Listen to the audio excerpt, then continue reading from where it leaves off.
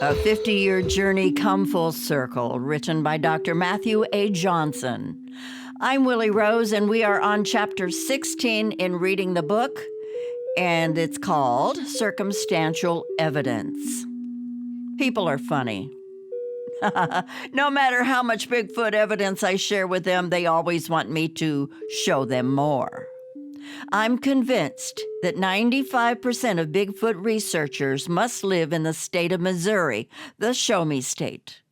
There's also the possibility that 95% of Bigfoot researchers are direct descendants of Doubting Thomas. He refused to believe in the resurrection of Jesus Christ unless he saw him with his own eyes, touched the wound on his side and the wounds on his hands. He wasn't going to believe the witness testimony of the other disciples who did see him after Jesus' resurrection. Talk about a hard sell. Some people demand that you do things their way in order to satisfy them, even though their way is producing little, if any, evidence at all. In actuality, they should be doing things my way because my way is producing results. Nope. Not good enough for them. Some individuals are extremely narcissistic and think that the world revolves around them and their demands. They want what they want, and they want it now. Give me, give me, give me. Over the years, I've been sarcastically asked where all of my trail cam pictures or videos are. I remind them that when I was actually using the high-tech equipment in the past, we never captured a Bigfoot forest person on film or video. We did catch a black bear once, licking the lens of the video camera, and obtained a nice shot down its throat. Other than that, we got absolutely nothing significant. Then I reverse their question on them and ask them, where are all their pictures and videos of the Bigfoot forest people? Naturally, they don't have the very thing that they're demanding me to produce for them. I've learned over the years that trail cams and video cameras function as repellent to the Bigfoot forest people. They get frustrated with me and say something like, well, if you have them so close to you every night, then you should be able to produce a picture or video. The silly knuckleheads never let it sink in through their thick heads that the reason why we have them up close and personal every night is because we aren't trying to take their pictures. We're simply interested in building a trusting relationship with them. I encourage them to put their high-tech equipment away and do likewise. Some have honestly confessed to me that they're too afraid to do what I'm doing out in the field. They prefer to keep the Bigfoot forest people at a distance. We're talking about big names in Bigfootdom who fear the dark, fear being vulnerable, and fear that the Bigfoot forest people are going to hurt them, kidnap them, or kill them. They're not willing to allow logic to override their irrational fears. Like if the Bigfoot forest people wanted them dead, they would be dead 100 times over already by now. Let's face it, most Bigfoot evidence is circumstantial at best. Without a body, we will never have direct evidence that the Bigfoot forest people exist. Please do not misinterpret this factual statement as some kind of pro-kill endorsement. I'm not pro-kill, and we can't kill them anyway. By the way, anyone who claims that they have killed a Bigfoot forest person is a liar. I'll explain why later in the book. Anyway, my point is that all any Bigfoot researcher has is circumstantial evidence. Now, between you and me, I believe that Bigfoot researchers over the decades have collected enough circumstantial evidence combined with witness testimony to prove that the Bigfoot forest people exist. A jury of their peers would agree. In other words, we don't actually need a body to prove that they exist. Nevertheless, there's enough Missourians and doubting Thomases out there in society that they will never accept the existence of the Bigfoot forest people based on circumstantial evidence and eyewitness testimony. It's a hopeless cause. Well, just so I'm clear, I'm not writing my book for them, because it doesn't matter what I or anyone else says or what evidence we provide. They're simply not going to believe it unless they see Bigfoot with their own eyes. Doubters are going to doubt, and haters are going to hate. It's in their DNA. Hopefully, they'll have their own life-changing encounter someday. Instead, I'm writing this book for kind people with good hearts and open minds. Those individuals who don't need to see direct evidence to believe that they actually exist. Instead, they're open to being influenced by convincing circumstantial evidence and witness testimony. Therefore, to help you understand what I mean is that circumstantial evidence in a trial, which is not directly from an eyewitness or participant, requires some reasoning to prove a fact. There is a public perception that such evidence is weak, like all they have is circumstantial evidence. But the probable conclusion from the circumstances may be so strong that there can be little doubt as to a vital fact. Beyond a reasonable doubt in a criminal case and a preponderance of the evidence in a civil case. Particularly in criminal cases, eyewitness, like I saw Frankie shoot Johnny, type evidence is often lacking and may be unreliable. So circumstantial evidence becomes essential. Prior threats to a victim, fingerprints found at the scene of the crime, ownership of the murder weapon, and the accused being seen in the neighborhood certainly point to the suspect as being the killer. But each bit of evidence is circumstantial. Law.com. During my years of Bigfoot research, I've collected a lot of convincing circumstantial evidence from my various research areas. We've collected Bigfoot forest people footcasts of all sizes on a variety of mountainsides. We've collected toddler tracks, juvenile tracks, adolescent tracks, and adult tracks. The longest set of tracks actually came from Zorth, in the Southern Oregon Interaction Area, the SOIA. They were 26 inches long, 11 inches across at the toes, and 7 inches across at the heel. If you pay close attention, finding and collecting the Bigfoot tracks out in the wilderness can provide more information than just who left the tracks behind. For example, in one research area, Dr. William York and I found a set of tracks that were obviously made by a young juvenile and adult female. They were walking up a hill onto a logging road. Once they reached the logging road, you could clearly see that the young juvenile was playfully walking across the dead-end cul-de-sac. The young one was digging his heel in the ground and then sliding his right foot forward, then digging the other heel in the ground and sliding the left foot forward. We could picture the scenario in our minds and enjoyed a laugh together. We had fun trying to mimic the young one. On another occasion, during my old school researcher days, we found an 18-inch track across a gully where a Bigfoot forest person was watching our camp during the previous night.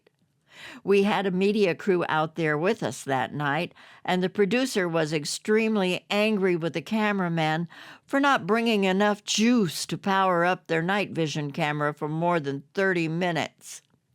The really cool thing was that 6 months later, approximately 6 miles away from our campsite, we actually found the same track on another mountainside. It was a perfect match, including a tiny outgrowth on the side of the foot in the same exact spot. Finally, regarding cool Bigfoot track stories, I had a guest, Andrea Billups with me at the Southern Oregon Habituation Area, SOHA. Although she is a Bigfoot forest person enthusiast, she was not a camper. She is a girly girl. Pink is the color of her national flag. Yet, to her credit, she didn't let her lack of camping experience or fear of sleeping out in the open on cots deter her from coming along with me. However, she did have conditions. She wanted me to place her cot parallel to my F-150 pickup truck and about 3 feet away from it. I had to place the table at the foot of her cot. I had to be sleeping close by on the other side of her cot, and we had to place the head of our cots near the brush. In short, Andrea wanted to be surrounded on all sides, so there would be no room for the Bigfoot forest people to come up to her at night while she slept and check her out. Guess what? The next morning, Miss Andrea was so shocked to find juvenile tracks around her cot. Based on the fingerprints that we found on the floorboard of my F-150 pickup truck, a juvenile managed to shimmy across the ground on his back underneath my truck. Then he used his hands to grab the floorboard and pull himself out from underneath the truck.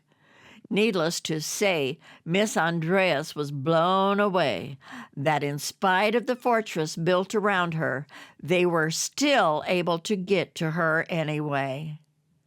Speaking of fingerprints, we managed to collect the hand cast out of the ground. In my early old school days, we had set up a bait pile for the dumb giant mountain apes and raked out the ground around the tempting food. Well, they weren't so dumb. One of them got on his knees and leaned on one hand while grabbing the food with his other hand. In other words, the indentations on the ground clearly told a story that the Bigfoot forest person noticed that the ground was raked and did everything possible to avoid the raked area. By the way, this wasn't the first time that we saw circumstantial evidence showing them avoiding our other raked areas. During my time in the Southern Oregon Habituation Area, SOHA, while utilizing the stainless steel dog food bowls, otherwise known as gifting bowls, we were able to collect numerous fingerprints and handprints. Please remember that I would wear surgical gloves, clean the bowls out, place the food in them, and then carry the bowls out about 150 feet from the SOHA base camp.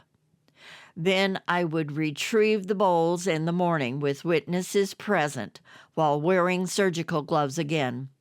In short, any fingerprints found on the gifting bowls did not come from me or any members of my research party. Every morning at sunrise, when we would go out to retrieve the gifting bowls before the forest woke up, it was like Christmas morning. I loved taking my guests out there and watching them respond to what we would find waiting for us. What food did they take? What food did they leave behind?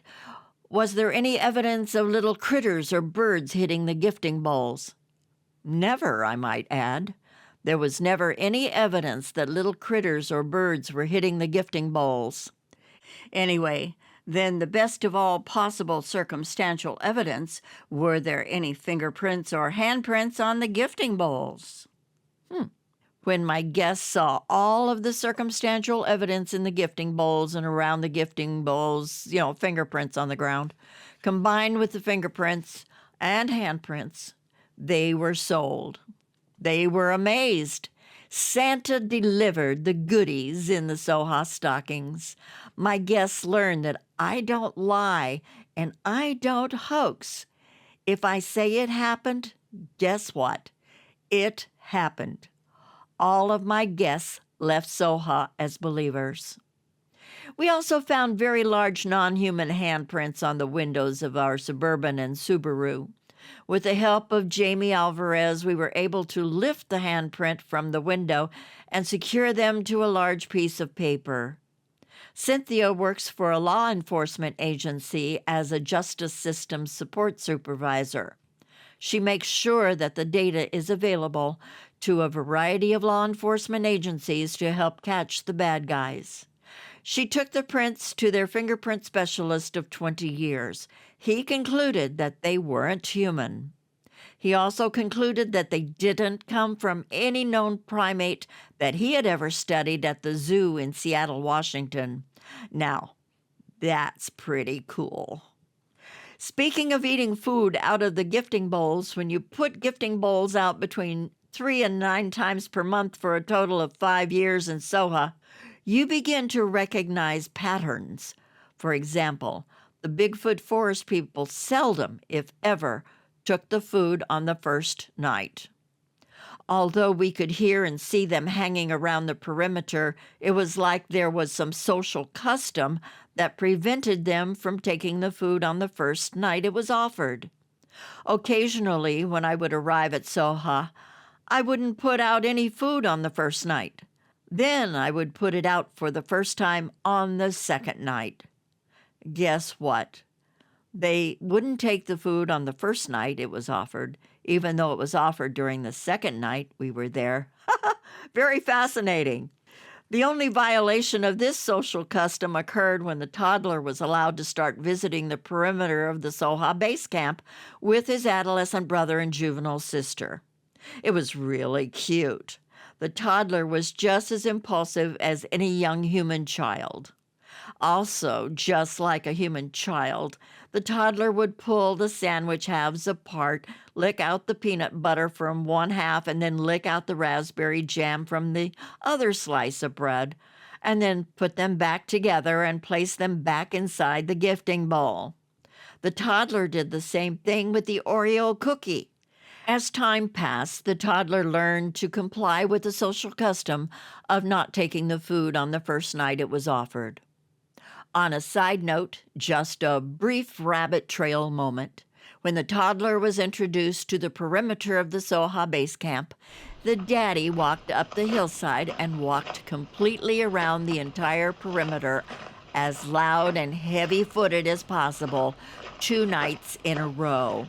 He was clearly sending us a message. That's my baby, and you better not mess with him. Trust me, we never tried to mess with any of them. We just talked, laughed, sang, played instruments, whistled tunes, and played recorded music. Back to the gifting bowls.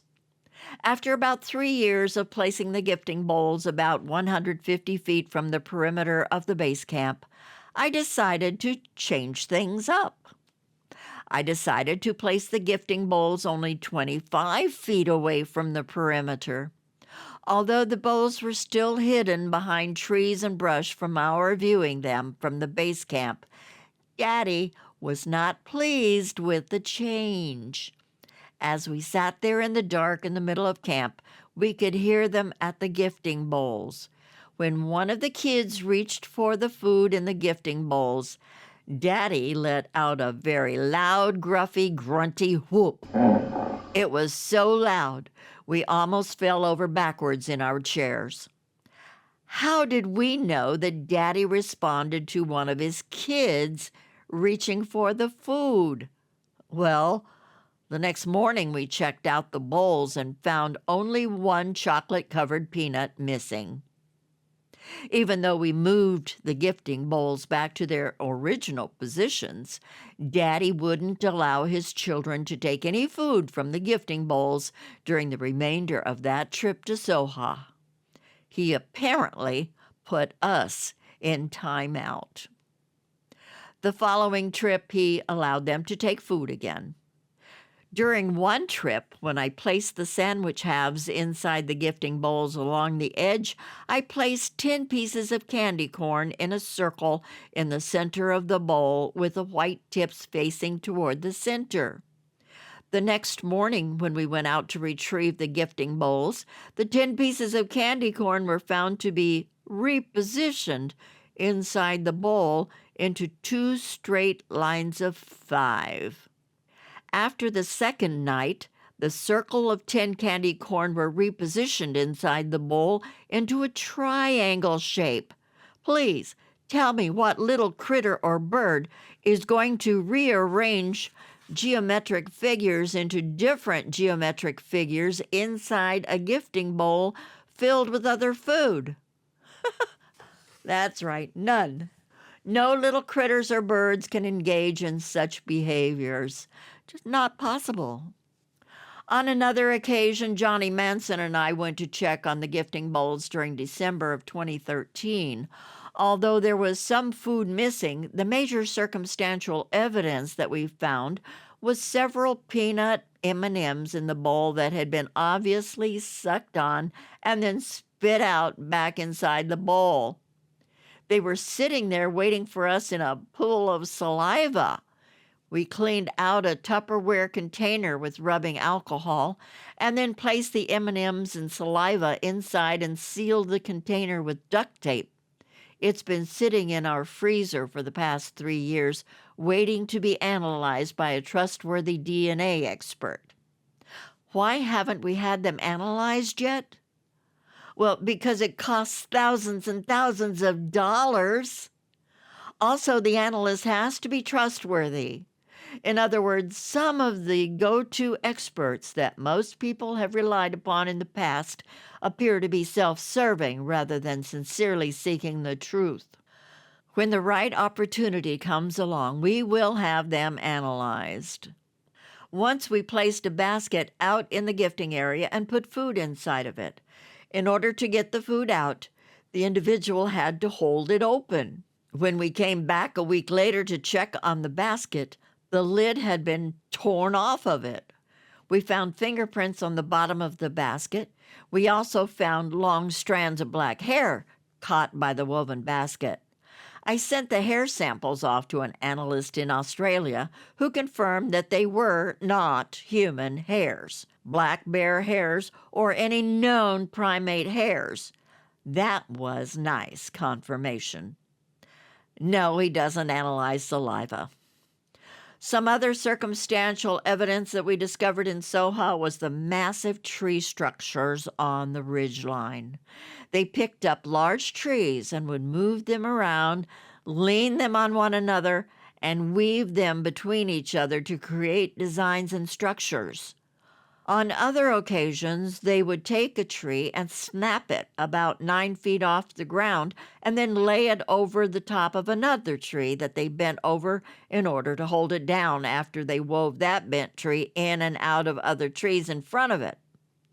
There was no way that structures like this were the result of snow snaps or windstorms. They were intentionally manipulated by very large upright beings. On another occasion, Cynthia and I left the Soha base camp to go for a hike. When we came back a while later, we found about 20 pine cones laid in a row on the trail leading back to camp. At the end of the straight line of pine cones was a geometrical design made of sticks, pine cones, and rocks. None of that was on the trail when we left the camp for our hike. However, it was amazing to find it waiting for us upon our return to camp. On another occasion, while I was in Soha on a solo trip, Atlas and I hiked away from camp for about 2 hours. When we returned to the base camp, I found one of his old hollow chew sticks with a feather stuck inside of it waiting for me on my cot. That was an awesome gift from them to me. Oh, I neglected to mention that within a minute of our initial arrival at Soha, Atlas and I were greeted with a rock that was tossed into camp by my feet. 1 minute later, a large pine cone was tossed into camp by my feet. That was their way of saying hello to me. Is that enough circumstantial evidence for you? Are you convinced yet that I've been habituating with a family of Bigfoot forest people? Just in case, I still need to push you over the edge into belief. I would like to remind you that I had been using a bionic ear parabolic microphone dish and a Sony digital recorder to capture the Bigfoot forest people talking, singing, humming, whistling, whooping, hooting, barking, and tree knocking. Would you like to listen to them? Lean closer to the video. Do you hear them? Haha, I knew you'd love them. Well, there's more, and all you have to do is go online, type in XANUE, Janu.com, and listen to a plethora of recordings, and they're real. By the way, I'm not talking about listening to hours of recordings. I'm actually talking about you needing to take days and days to listen to all my recordings. If you're smart, you'll scroll down to the bottom of the page and begin with the oldest recordings, and then move forward to the newer recordings. Oh, please don't forget to listen to them with your headphones, not your cell phone speaker, not your earbuds, not your crappy computer speakers. Please, listen to them with your headphones. Well, there you have it. There's my circumstantial evidence. If you would like to look at pictures or read more about my evidence, please go to my website, janu.com. There are lots of pictures there, along with blogs and other interesting information to learn from. If you have any other questions, feel free to email me at bigfootdoctor@yahoo.com. We have over 8,000 members who have lots of good information to share with you. Many of them are still learning about the Bigfoot forest people phenomena, just like you. That's the end of Chapter 16 of the book, Bigfoot, A 50-Year Journey Come Full Circle, written by Dr. Matthew A. Johnson. Stay tuned for Chapter 17, Multiple Eyewitness Testimonies. I'm Willie Rose.